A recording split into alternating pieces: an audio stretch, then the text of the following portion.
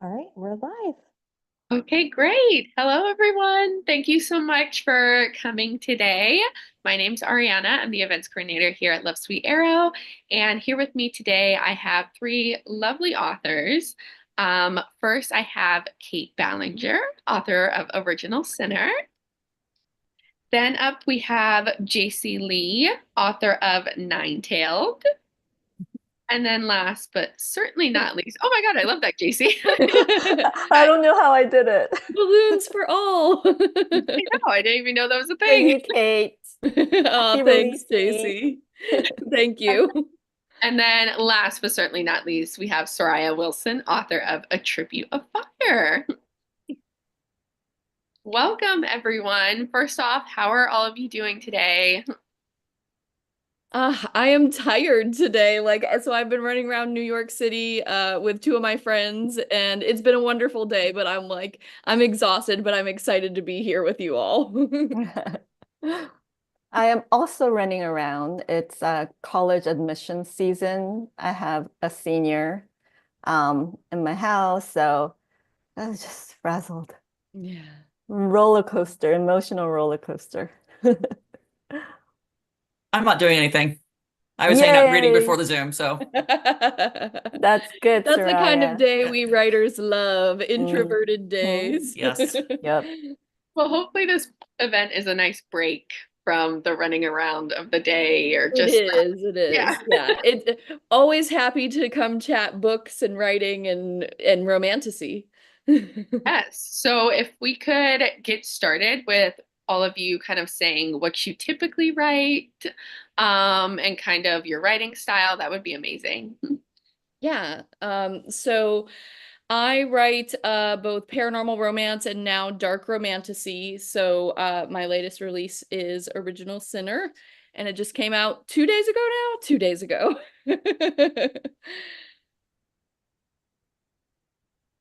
Okay, I'll go.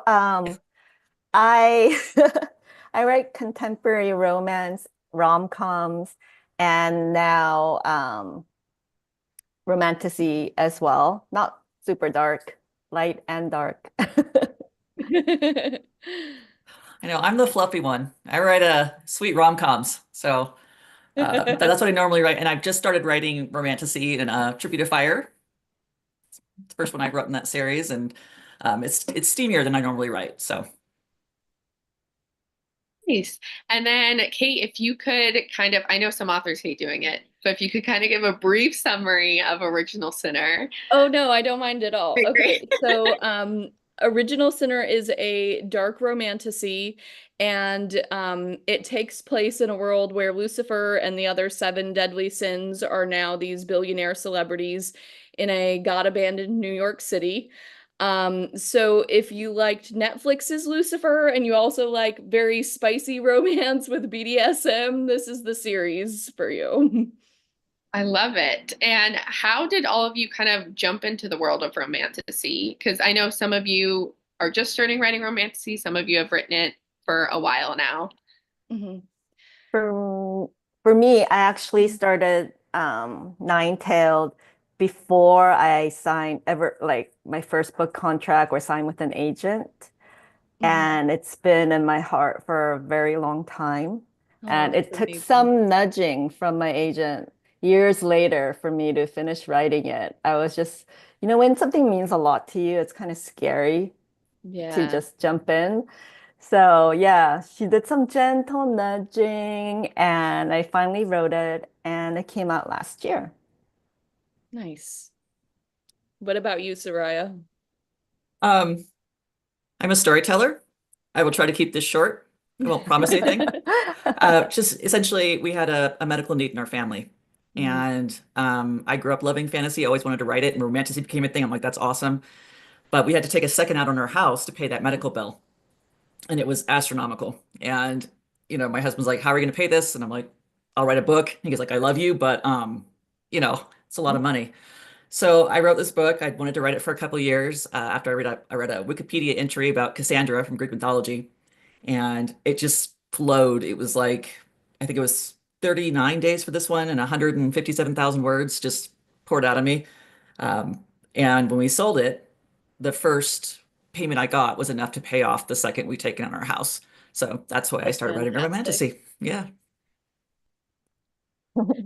Yeah, so for me, I started out in paranormal romance, which is like I kind of think like the big sister of romantasy, right? Like it was the precursor. So switching over into romantasy was a very sort of natural progression for me. You know, my paranormal romances are in third person alternating point of view, and my romantasy is now in first person. But I actually like taught myself how to write and went through my MFA program mostly writing first person, so it felt like kind of coming home in that way. And I'd always wanted to really write more fantasy leaning things, but at the time there was really not a market for that. Like paranormal romance was it, or you were writing YA. And I've always written really hot paranormal romance, so YA was not going to be my thing. So when Romantasy came around, I was like, oh yeah, this is the trend for me because I've been waiting to do something like this for a long time now. Wow, I love that. I feel like my journey into romance was through romantasy, so it does hold a special place in my heart as well. But with romantasy, I feel like it's a lot of world building.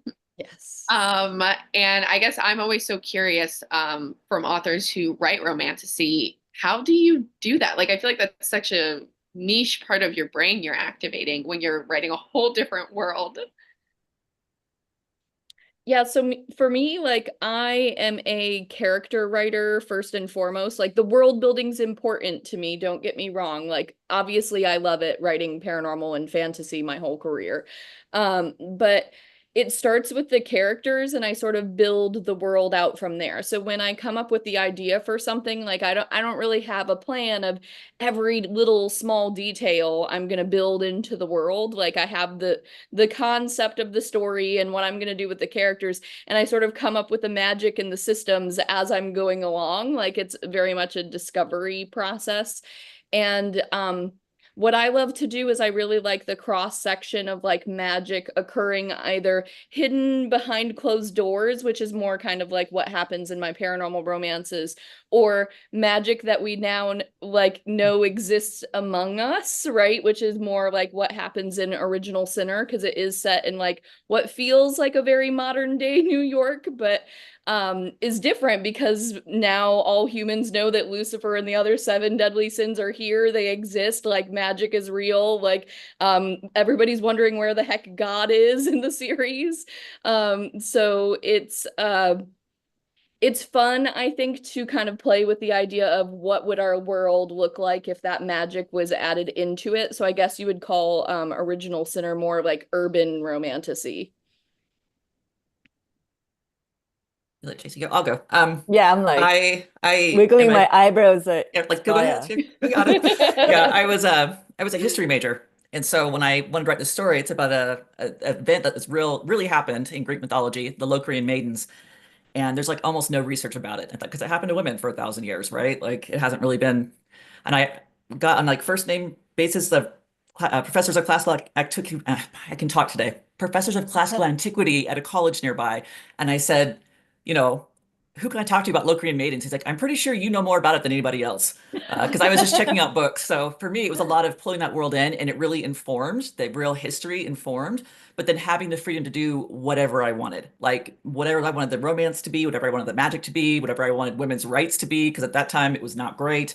Um, but yeah, I guess I feed it all in, and then when I sit down to write, it just kind of comes out. I mean, I don't use an outline or anything. I think about stuff a lot, and then I write. So It's funny that you say that, Soraya, because like for everybody watching, so we're all Montlake authors, and like that was very much like what it was like for me when I was writing Original Sinner. Is like I just want to do whatever I want with this. I'm letting myself play. I'm letting myself have fun. Like this is a passion project. Like so, I'm just throwing like. What does magic look like in New York City? And I'm just gonna like, if I want it to look like this, it's gonna look like that, right? For me, I pulled a lot from the folklore and mythology that I've heard growing up as a child in Korea and kind of brought it with me to America along with the Kumio, the nine-tailed fox spirit. And I kind of spun everything around to make it my own, and or folktales and like short little stories are like a paragraph long, and I just spun like a whole story out of it, and gave it my own voice. And I think Kate mentioned that she discovers things as she writes. I am a discovery writer. I do not outline, and I literally write things and go, oh my gosh, I I can't do believe too. that happened. I'm like, I'm on like page 230, but on page 35, and like it connects, and oh my God. So Yep. I it's know that the, feeling well. I know it's the best. It's the best. I'm writing the third book in the series right now, and everything's coming together. It's a little, it's been a little bit of a free fall writing this last book, but somehow it's all clicking into place. So thank God. That feeling of when it finally clicks into place, like especially when you're a discovery writer and you don't know like where you're going with it, like that's such a feeling of like relief and accomplishment, right? I feel like a genius, Yeah. I had that happen with the Tribute of Fire. Like I Yeah. wrote this book and I picked the title because when the Persians invaded the Greeks, they said, "Give us a tribute of earth and water." That means total submission. So someone tells my female main character, "You give them fire and steel. Like don't give them earth and water." Mhm. And so it was really called the Tribute of Fire and Steel. I had to change it. But I remember coming downstairs after I'd finished the book and telling my husband, I'm like, the female main character is a tribute of fire. Like I had no idea, but Yeah. like I'm like, wow, that's really smart of me. I'm so excited. But yeah, I know exactly what you're talking about. Yeah, yeah. At one of the events we were doing yesterday, one of the readers asked me, well, what was the most like unexpected like scene for you, the one that surprised you the most? And there's a kind of a killer on the loose in New York City during part of Original Sinner, and Lucifer has been potentially blamed for the victim's death, but we're kind of trying to figure out who it actually was. And I was like, the most surprising scene was when it was revealed who it actually was, because I didn't know until I was writing it. And then I was like, oh my God, it all makes sense now. That must be so exciting though, like discovering it as you go along because it's like you're experiencing your book as well. Like Yes, when Yes. you don't want it out. Yeah. very much. Yeah, that is the fun side of it. The downside is that sometimes you're sitting at your computer agonizing and going like, what am I doing? It's a little bit terrifying. It's a Yes. lot And terrifying. yeah, the way I write, Sarah does it much faster. I do it like a slower version of it, but I sit and I just write. It's almost like, when you brainstorm, you're just supposed to blah, blah, blah, stream of consciousness. I Yes. have to let myself write like that, otherwise the, the whole imposter syndrome and all of that, I won't be able to write a word. So I just kind of zone out and let the characters do their thing and just transcribe everything that's happening in my head. Mhm. And I forgot why I started talking about this. It was a good thing to share either way. Like Like ADHD moment. You're a discovery writer. Do you write chronologically still, or is it Mhm. like bits and pieces here and there, Straight through. straight through? I'm the same way chronologically. I couldn't do bits and pieces. Mm. For me, it's a mix. It's usually like chronological, but there are times where I'll find like I put a this is very specific to Original Sinner because Lucifer is like a lovable asshole, right? And so he's the biggest pain in the butt character I've ever written, but also like my baby. I love him. So the problem with writing his character is there's times where I don't know what he's doing and what he's up to. So I'll write a couple scenes from Charlotte, the heroine's point of view, and then I'm like, well, I know a scene from Lucifer goes here, but I don't know what he's doing. So sometimes like I'll skip over it and go ahead just a scene, and then I have to double back and be like, okay, now I know what Lucifer's up to. But even then, when I'm adding in his scenes, he usually has some like trick up his sleeve, like some twist at the end of the book of like what he's really been doing the whole time, like kind of pulling one over on the reader. And he's actually pulling one over on me that whole time too.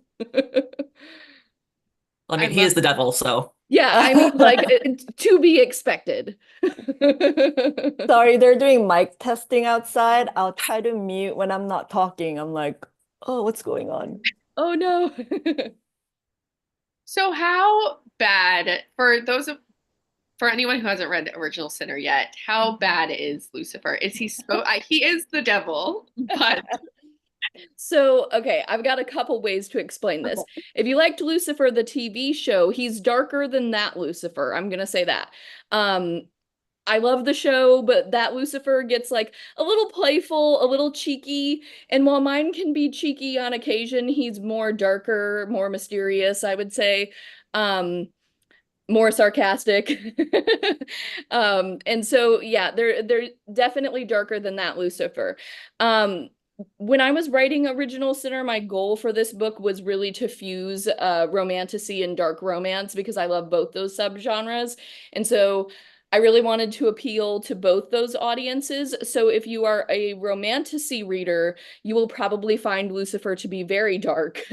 um, and he starts off very dark and then moves slowly toward a little bit of redemption. He's still very much burn the world for her like trope literally, right? But if you like dark romance, he is what I would call Heather Gray. got it. Okay. I mean, that sounds perfect to me. That sounds right up my alley. And speaking of kind of, because the Original Sinner cover is gorgeous. Oh, thank you. Same with the Tribute of Fire and same with Nine-Tailed. All gorgeous covers. Can all of you kind of speak on the cover process and like, do you kind of give ideas to the cover designer of like what you have in mind? Are you super involved? Is it less so? I think just one of us could answer this thing because we're all Montlake, so it's probably Perfect. all the Okay. same. But I'm not Oh, gonna I do it. Somebody guarantee else do mine it. is not the same. I have a really funny story for mine. Oh, can you go then? Oh, no, you go first. You and Soraya go first. I don't know. For me, I think with this one, they told me they were going to hire the cover artist who done Fourth Wing, who also did Nine-Tailed. And so I was Nice. very excited about that. And they did show me things. I had like several different options, and we all kind of honed in on the same thing. I made some suggestions, like the key pattern that's on the outside of it, the maze. I asked for that to be retained because they were going to take it out because they thought it was too busy, and I'm glad that they left it. Um, but you do get some say. You do. I mean, I think if they found something that they like, this is going to market really well, and I was like, I hate it, they'd probably be like, well, too bad for you. But that hasn't happened. I do get to say what I think and, what I do and don't like. And but yeah, it's a fun process. I felt like I got a lot of say. I had a lot of trust in Elizabeth Turner Stokes, the artist, the cover artist, and I always kind of try to defer to her. I always say, I want it like this, but in an artist's vision, right? Because I'm not the artist. Yeah. But Nine-Tailed took 7 versions to get there. I felt so bad. But King Foretold, book 2 to the Realm of Four Kingdoms series is coming out in August, and we just released the cover, and that was version 12. Wow. They're gorgeous covers, though. It was worth the many rounds. Oh, thank you. Thank you so much. Yeah, so for me, the challenge with writing something that's kind of meant to have some cross-genre appeal is that you have to figure out how to get the cover to appeal to both sides of the genre. So the very first versions that Montlake had sent me for Original Sinner, I was just like, oh no.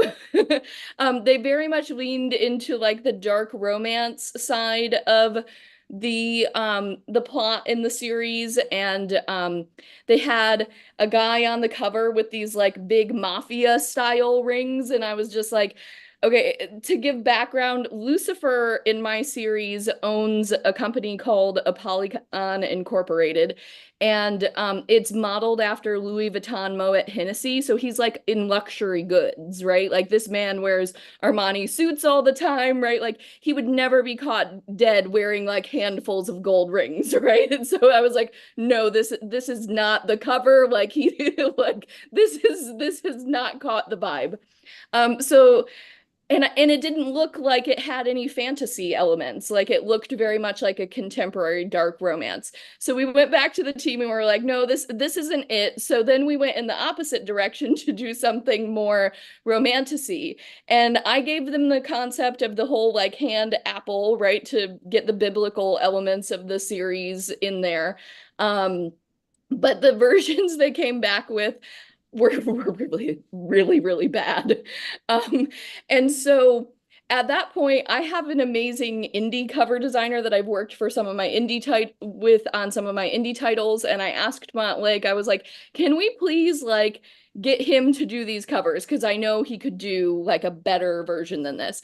And they were kind of like on the fence about it. They didn't know what answer they were going to give me, but I was like, I called him up and I was like, I don't care if I lose money on this. I will pay you to do a cover so I can show it to them because I know it's going to be better than this. So I did pay him to do that cover, and then we showed it to them, and they loved it enough that don't worry, they reimbursed me. But then they ended up onboarding him at Amazon to do the rest of the series because they liked it so much. So that was a relief. So I did ultimately have a lot of say in the cover in the end, but it took a lot of scares of, oh my God, I can't believe they're giving us that cover to get there. No, the cover turned out gorgeous. He did a Oh, great thank job. you. Yeah. My cover designer, Christian, is amazing, and he did a fantastic job. I will say I love that Lucifer has style. He's the devil, but Yeah. I mean, they're all the personifications of their sins, and he is pride. So he's got a huge ego, right? And that reflects in the fact that, he likes to look stylish. And then kind of speaking a little bit more on the writing process, how much research goes into romantasy fantasy? And do you love it? Do you hate the research process and wish it would be over? Um, I don't love how time consuming the research can be, right? Because there's so many hours in a day and we're often on deadline. So it's like, okay, I gotta get words on the page. And like, if I had endless time to go down the research rabbit hole, like I wouldn't mind the research part of it at all. Um, but for me, the biggest things I end up researching is New York City geography, a lot of background history on like not just Lucifer, but the angels and like their different abilities, you know, the mythology around the seven deadly sins and the demonology around that. So lots of like biblically related things. So that's where a lot of my research lies. And the great thing about writing romantasy or fantasy or paranormal in general is that you don't have to follow what you find in research. Like you can just make stuff up and you're like, this is the reason why this does this. Yeah, I found that too. Like I said, I love research, and I have found how often it informs my story and changes things, both for contemporary and for romantasy. I'll give you an example. There was a story about a bunch of Roman women. The Romans were off fighting war, like they always were, and a messenger came back with bad news. And the women took out their shoulder pins. They had these shoulder pins that were like 6 inches long to hold their togas together, and they stabbed him to death. I'm like, that is awesome. That needs to go in That the is story, awesome. right? Like, I have to put that in the story somewhere. That's so cool. So I think that stuff like that, where you find it and you're like, oh my gosh, I could totally use this. I love it. But yeah, it can get to be a lot, especially me. Like I read too many books about Greek civilization, but it helps. Yeah. So I used to be a litigator for 15 years, and research was my life. And when I started writing romance, I'm like, no more. You're like, I don't want to But do that. I don't want to do that. I want to write and make up stuff. But I do, my research works just like the way I write. I'm writing something and something happens that I had no idea was going to happen. And I'm like, oh, okay, I should make sure that's factually correct or, you know, like physically possible or whatever. So I would research it at that point, like very briefly. I'm like, if it's like even remotely possible, I'm like, that's good. I'm happy. All right. All right, that was Move me. on. Yes, yeah. Is it a lot of Googling and like reading, or do you guys have contacts that you go to for certain things to like fact check? Oh, I do. I do both. I do like the portion where I interview people, where day-to-day lives of like I wrote Booked on a Feeling, which is it revolves around the indie bookstore. So I interviewed indie bookstore owners, or A Sweet Mess was about a baker, so I interviewed bakers. And my new contemporary romance coming out in July is about it's a persuasion retelling. So Frederick, he's supposed to be Captain Wentworth. Mine is Nam, he's Korean American. And I'm like, how do I make him a captain? I don't want him to be in the military. I don't want to research all of that, how military works, right? So, but I'm like, firefighters. He's a fire captain. I am interested in that. So I interviewed a retired fire captain who happens to be my literary agent's father. So Oh, that's awesome. it was so much fun. That's my favorite part of researching. I'll do that all the time.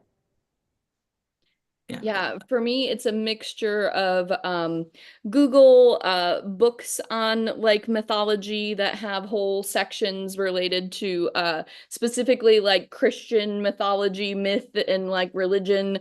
There's a lot of source material about that, and like anything that there's not answers for, I get to make up. Yeah, I do both. It's university libraries, it's Google when I don't know something, looking it up. And I love interviewing people. I had like a cosmetic chemist as one of my characters and talked to someone. I found her on Instagram. She'd gone to the same college as me. And I'm like, this is a really weird thing, but would you mind if I interviewed you? And she's like, yeah, sure. Gave me the best stories, like totally incorporated them into the book because it was so fun. But yeah, I've talked to a hypnotist and I've talked to an event planner and, just to get some reality there because when you don't present things as they are, readers will let you know. They That is will. not what happens when you're an event planner. Like they will let you know. So it's Yeah. good to know what you're talking about. That's great. Are you guys like relieved when a book comes out and like there's no controversy over that didn't happen? Like the event planner didn't do that. I've never had that happen yet, knock on wood. Great. I've had it happen. Oh no, that terrifies me. So even if I base my story on an actual town, if it's like a really important, like main town of the story, I name it differently. So no one's gonna be like, that's not on Main Street, that's the street behind this. And like I don't live there and I haven't been there in 2 years. I don't know if a new bakery popped up. So that I'm so scared of that. So I just make up a town, small town romance. I'll make that small town. I am I- very fortunate that my editor at Montlake is from New York City. Like she's lived there lived there for a long time, so that helps. My agent also like grew up in Jersey, just like not far from New York City, so that is also another source I go to, at least for like geography. So nobody's gonna be saying you got the wrong street or you set this here, right? And as far as like the other things in Original Sinner, like so much of Christian religion is like well known and widely known, but like different denominations. And like I just kind of have the characters sort of write it off as like, well, it's actually this way, right? Or it's secretly this. And like usually that's enough to appease readers. Some are not going to be happy, but not all readers are for all authors, so I'm okay with that. Yeah, and when I get stuff like that, people correcting me, they're almost always wrong. Yes, That right? that's Like the thing I that kills promise me. I've researched this Right. more than you. Right. So, like with the Tribute of Fire, the male main character's name is Jason. And I cannot tell you the number of reviews who are like, why would she name him Jason? Why would she give him this modern name? I'm like, Jason and the Argonauts. He is from Greek mythology. Like, that is a thing. I promise you. And I can't say anything, but people give me like, they knock down stars. Like, I would have given this 5 stars except for the name Jason. I'm like, please pick up a book. Please go look, read. Jason's in the Bible. Like, it's an old name. So. Yeah. I feel like when I'm reading, I always just take whatever the romance writer says as fact.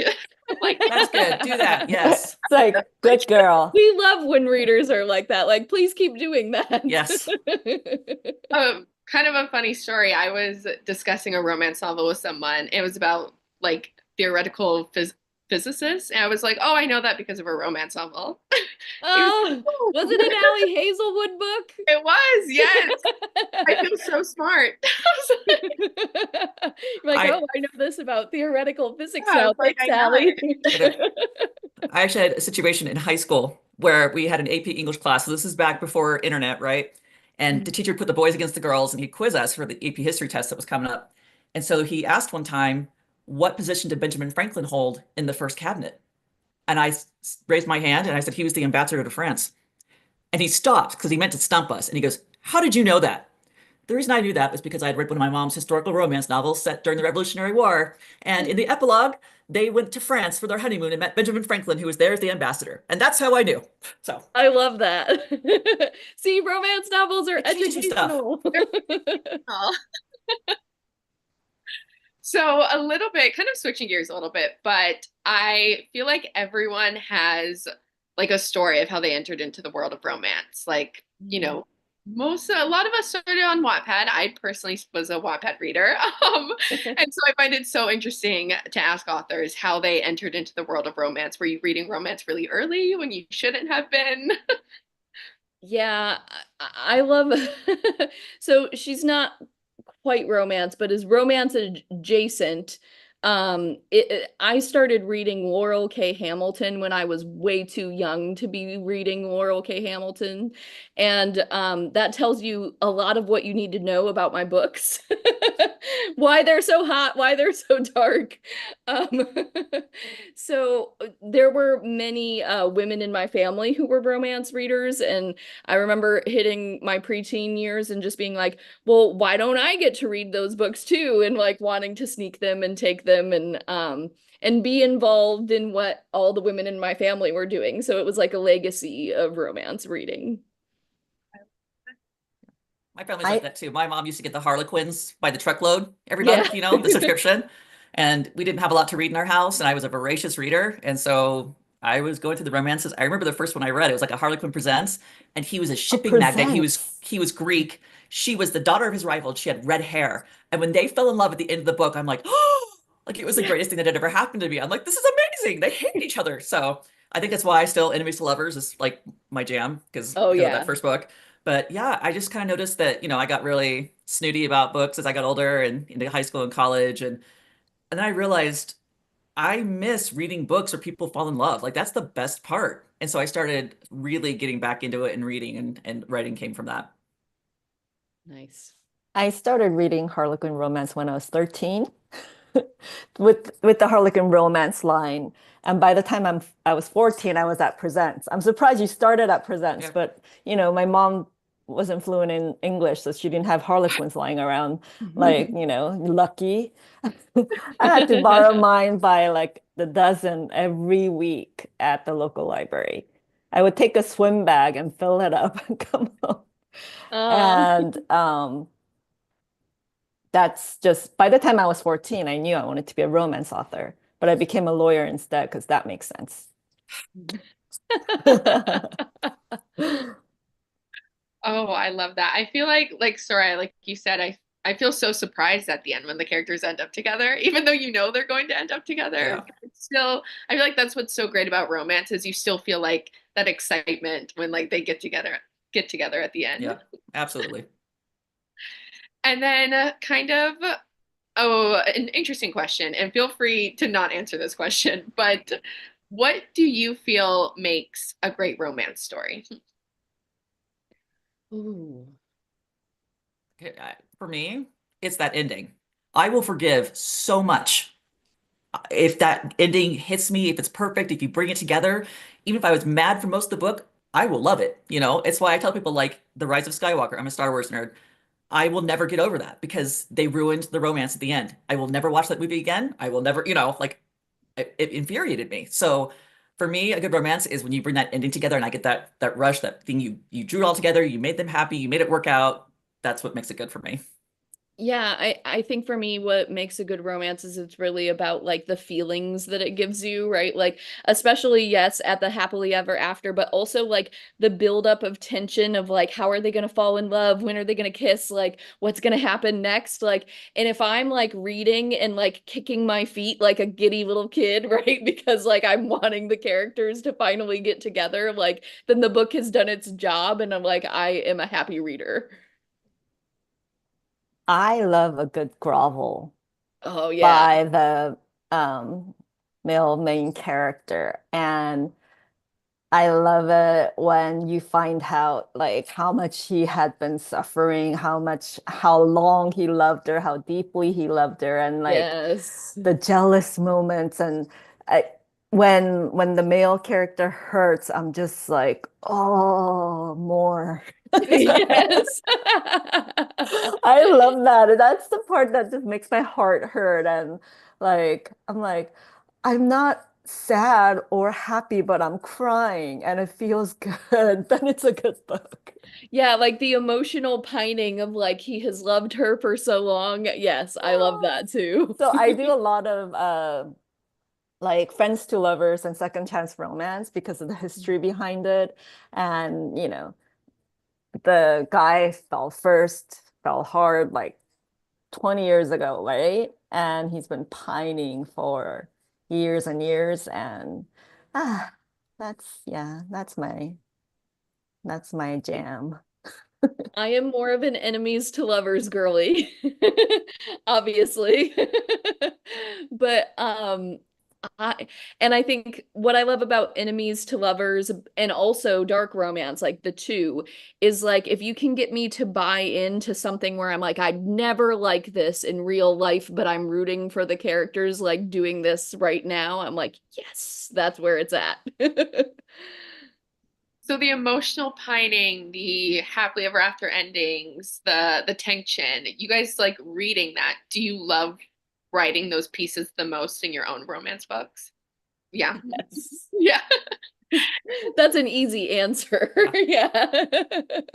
Is there a specific scene in Original Sinner and JC and Sarai, your two most recent books, that you, without giving anything away, if someone hasn't read it yet, that you loved writing the most?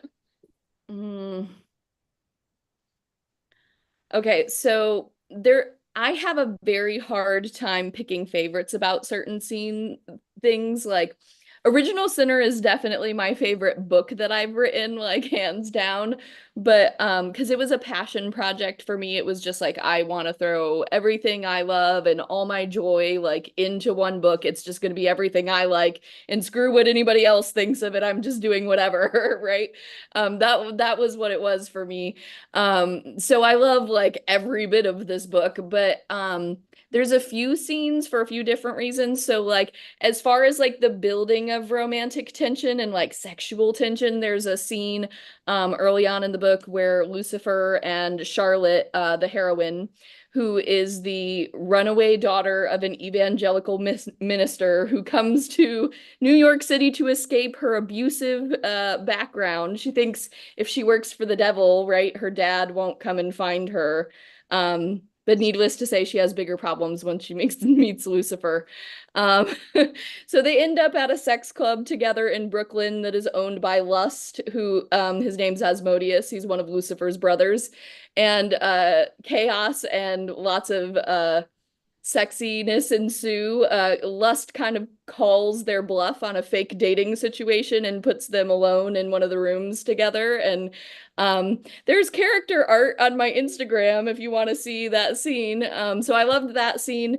Both just because of the tension and the setting, but also because that was the first point that Lust was introduced as a character, and I love him as a secondary character. Like I had so much fun writing him.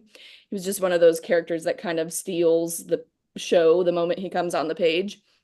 And then there's another scene later in the book that readers keep telling me about at all the events I've been doing. They're like, oh my God, this scene. And I'm like, yeah, I felt it when I was writing it too. And it's very much what JC was saying about that emotional pining and like the happily ever after moment kind of paying off.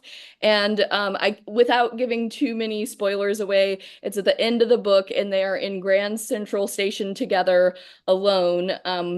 And it is, yeah, it's just all the feels. Mine, I have a couple in that one. There's one where my main character sneaks out and meets up with accidentally with the male main character. It's a lot of fun. She punches a certain animal, which I'm not going to tell you so you can be surprised, but it's funny. But I love the banter and the lightness that happens in that scene, and because I love banner, I will do banner all day. And then I think the ending of this book, it ends on a really, I think, kind of shocking cliffhanger. There's several things that happen, and like I was just writing to that point because I knew it was coming, and oh my gosh, it was so much fun to write. Like I just loved the ending. People are like, "Oh, I hate you," and I'm like, "But it's the best. It's so awesome." So So, as a discovery author, I sometimes write scenes or lines, and I literally say dun dun dun. I love that. And I love that for you. Like I love that for my readers. I had this single line and went dun dun dun. And everyone's like, oh my God. So I'm, happy to deliver the dun dun dun moments. I assume all of you kind of get a lot of, messages from readers. I know I message authors about their novels. Can you remember like, and if you can say, can you remember like a specifically like funny message you've gotten from a reader about one of your novels or like a very memorable reader interaction you've had? Oh, I can go. I've got a yeah. I've got a few of them. No, I'll just do a couple. It was with this book, A Tribute of Fire, that I started getting readers who were DMing me on Instagram, and it was the funnest thing in the world. Like they're like basically live tweeting me as they're reading the book. They're like, "Oh my gosh, what about this?" And and it's so much fun because authors don't hear that kind of stuff. We're not supposed to read reviews. We're not supposed to be in that space. And so someone goes, "Oh, I loved your book," but to have somebody say, "Here's me reading it, and here's what I love," it's just such a blast. So anybody who's like, "I don't want to go and be in someone's DMs," please do. Authors love it. Yeah, yeah, we really do. So the one I thought of is actually like they're both an author and a reader. Okay, so this person, the author Elm Jed, who's an indie author, um I met them first as a reader back when I was working on my paranormal romance series with Sourcebooks, The Seven Range Shifters, and they did a cosplay of one of my characters on TikTok. It's the main character of Wicked Cowboy Wolf, which is book 3 in that series, and the hero, his name is Rogue, and he's got this like very scarred face. It's like, yeah. And so they did a TikTok of him, and it was amazing. And so I messaged them and reached out to them, and we started this friendship from them doing this amazing TikTok. And then now they are writing books, and like I get to read their amazing books, which are paranormal romance and LGBTQ rep, and it's really great. So you should go check out Elm Jed. And but when they read Original Sinner, this was a couple weeks back, they got an early copy. I sent them an early version, and they were just like live texting me as they were going through the book, and just their reactions to things were just so hilarious that I was just like almost falling on the floor laughing when they were like, "Ma'am, what are you doing to me right now?" Like, and it was just on, and like it's so much fun when like readers become your friends and like and other authors become your friends, and like and I love hearing reader reactions. So yeah, like Soraya said, like if you're thinking about DMing an author and telling them you loved their book, like please do. Yes, DMs are the most fun, especially the play-by-play. And you start wondering, like, are they at that part yet? I wonder what they're gonna say. And then they Yeah. tell you, they're like, what are you doing to me? Yes. And I'm like, you're welcome. Um, so yeah, I think all of us could agree that we love reader interaction, especially them showing us the kind of excitement that we feel writing these stories. And as like a mom, I love it when people like compliment my boys and say good things about them. And it's like that, people say nice things about my books and my characters, and I just feel like a proud mama. Yeah, yeah. Have you ever had or any reader kind of notice something in your books that you didn't intentionally put in there? And then you were like, oh, I had never thought of that before. Like that wasn't something that was a big thing for me, but they caught it. Mm.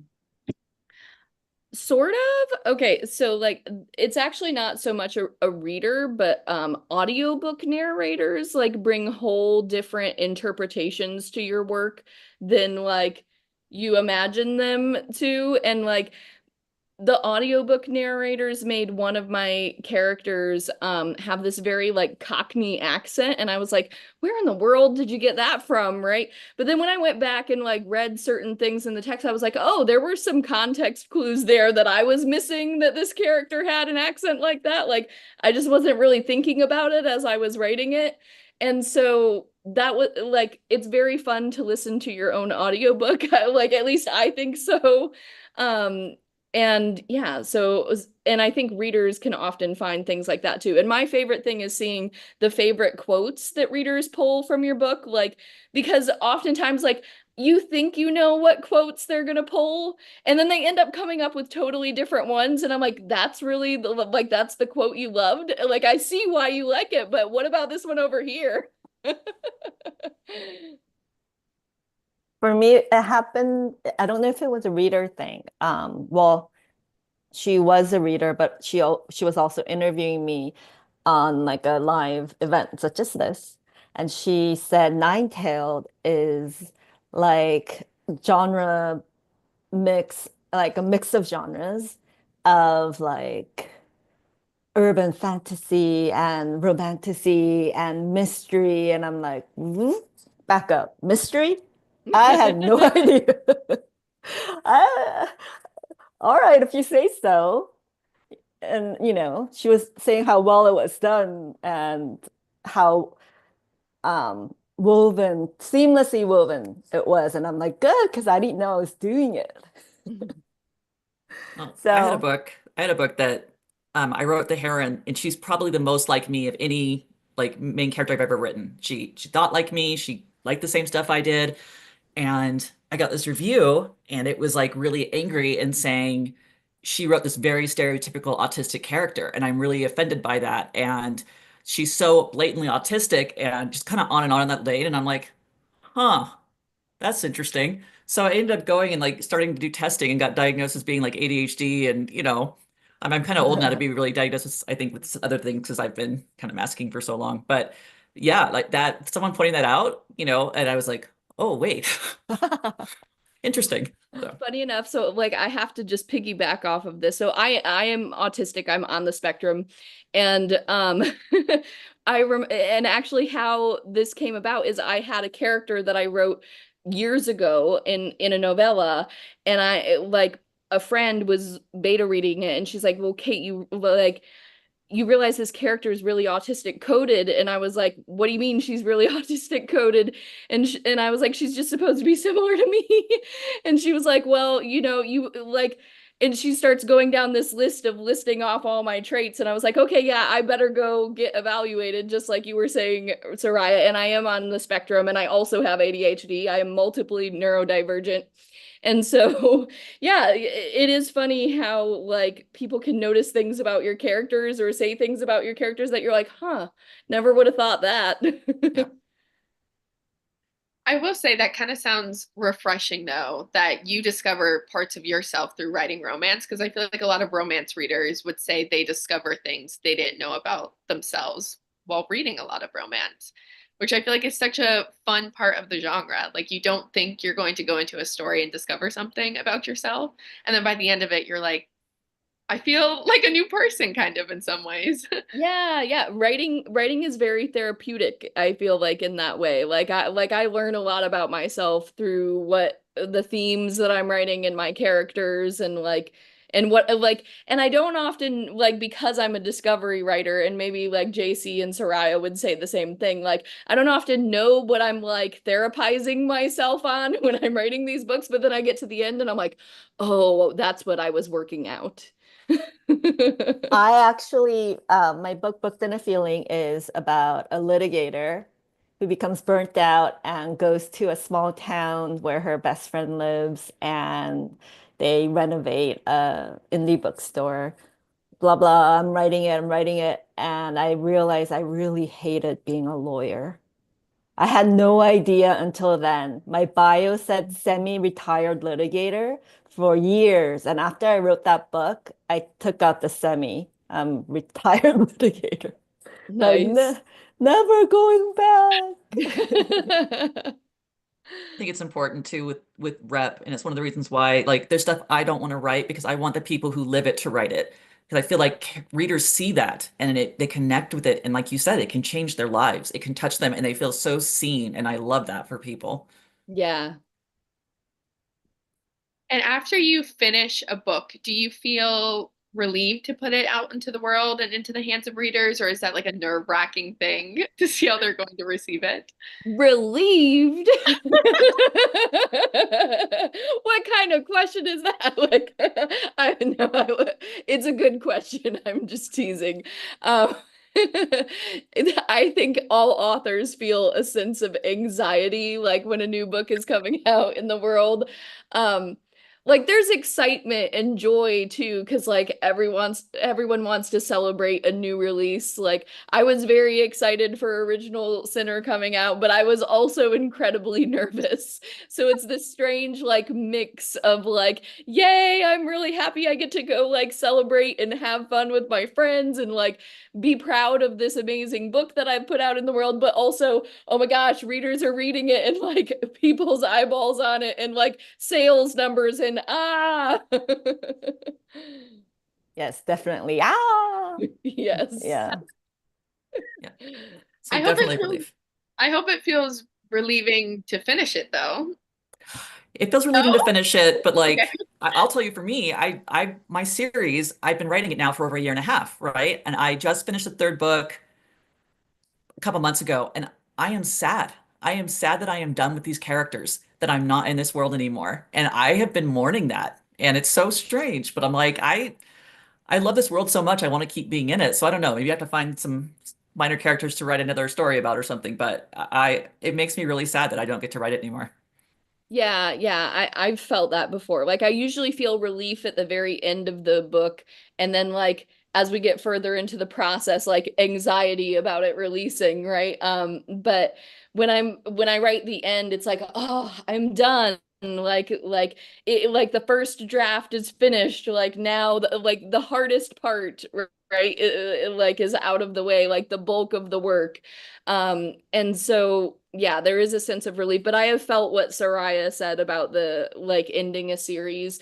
When I was done writing my Seven Rain Shifter series, I felt very sad because I'd written 6 books in that series, so I'd been with those characters a long time.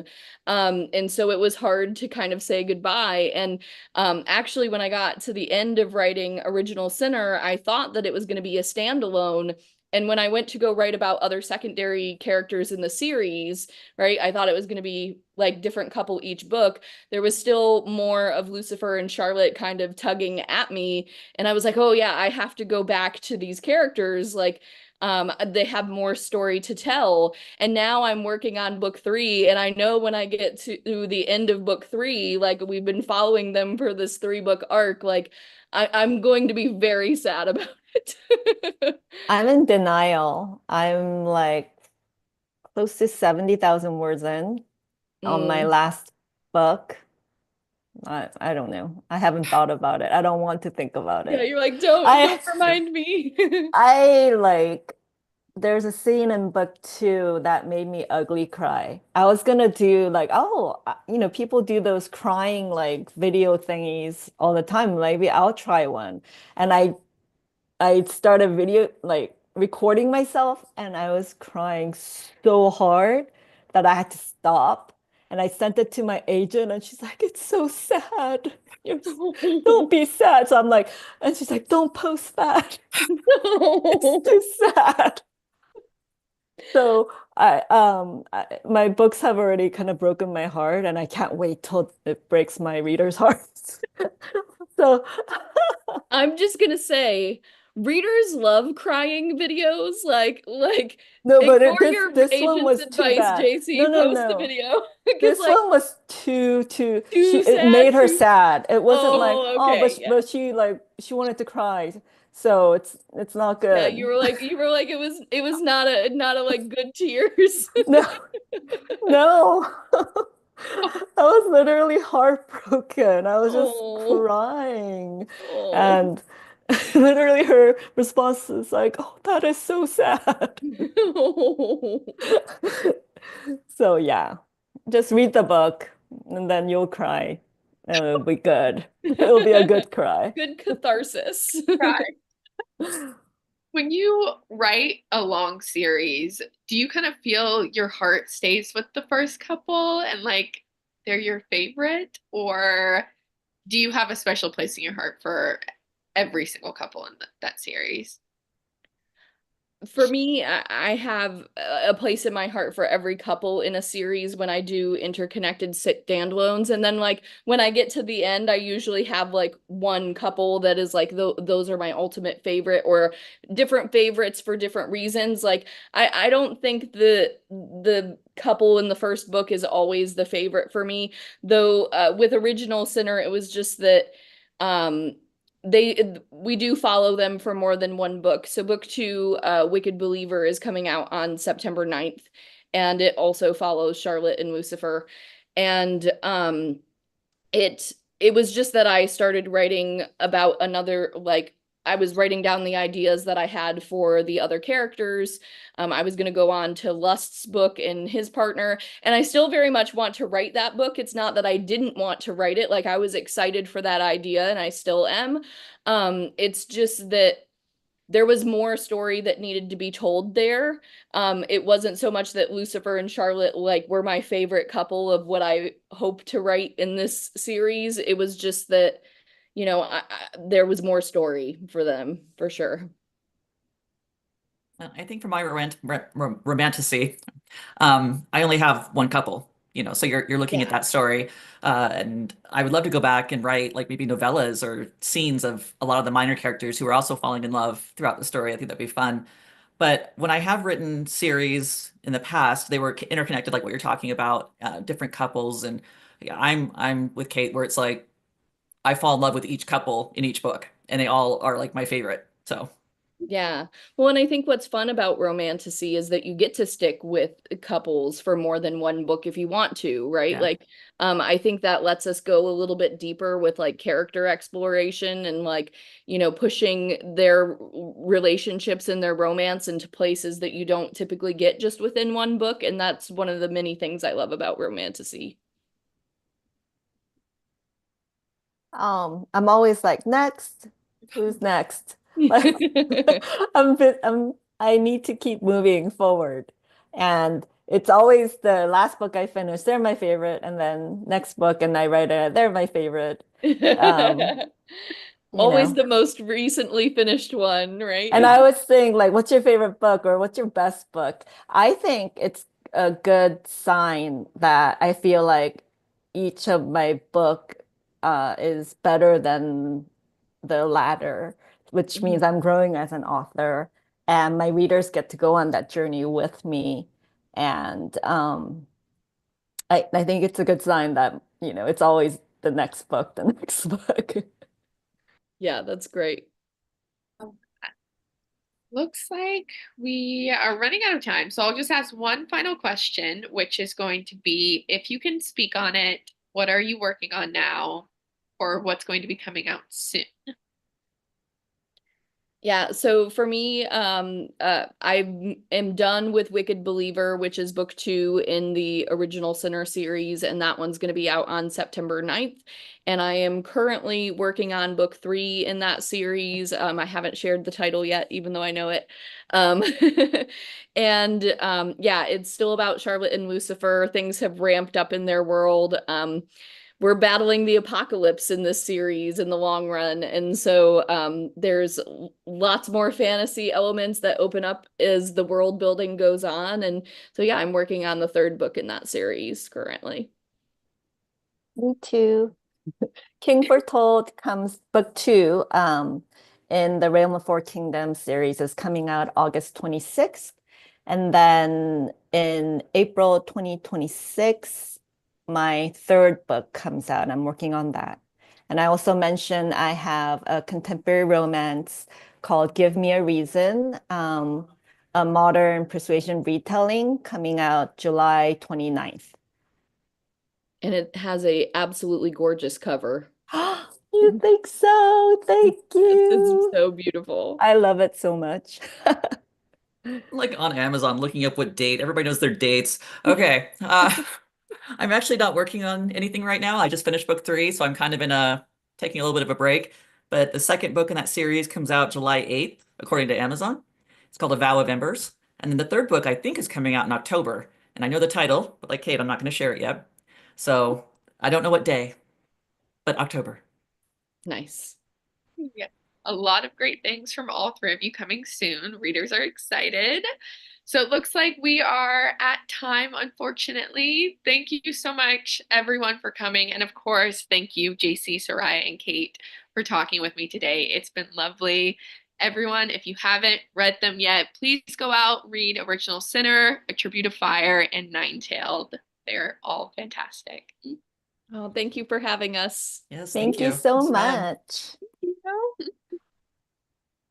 Bye, everyone. everyone. Bye.